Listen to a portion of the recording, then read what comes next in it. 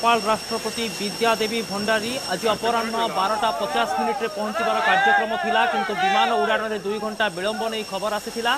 तेबे मुख्य कार्यक्रम रही नेपाल राष्ट्रपति भारत गस्तरे विभिन्न द्विपाक्षिक चुक्ति स्वाक्षर करने एवं यह सहित से किसी नेता सहित आलोचना कर सारी। एमतीक भारत राष्ट्रपति प्रणब मुखर्जी एवं प्रधानमंत्री नरेंद्र मोदी, प्रतिरक्षा मंत्री एवं वैदेशिक व्यापार मंत्री सुषमा स्वराज सहित आलोचना करिसेंती। आज संध्यारे ओडिशा रे भुवनेश्वर रे लिंगराज को दर्शन करिवार कार्यक्रम रही विद्यादेवी भण्डारी। तेबे ता पूर्वरु से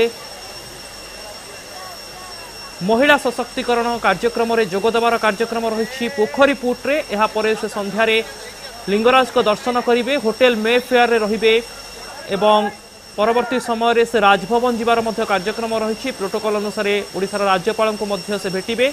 आसंता काली पुरी जीवार कार्यक्रम रही एवं आसंता काली श्री जगन्नाथंकर दर्शन करिवे नेपाल राष्ट्रपति विद्यादेवी भण्डारी। आपण कनक न्यूज रे देखुचंती नेपाल राष्ट्रपति ओडिशा रे पहुंचीबार दृश्य। स्वतंत्र सुरक्षा बंदोबस्त करा जायछि। एयर इंडिया स्वतंत्र विमान जोगे से दिल्ली रो आसी भुवनेश्वर रे पहुंची, गुजरात रो आसी भुवनेश्वर रे पहुंची एवं air India special aircraft AB320 रे आसी पहुंची। स्वागत करिबा पई प्रोटोकॉल अनुसार रेड कार्पेट रे स्वागत करा जाउछि।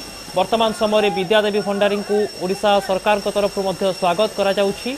आपण से दृश्य वर्तमान समय देखि पारुछंती।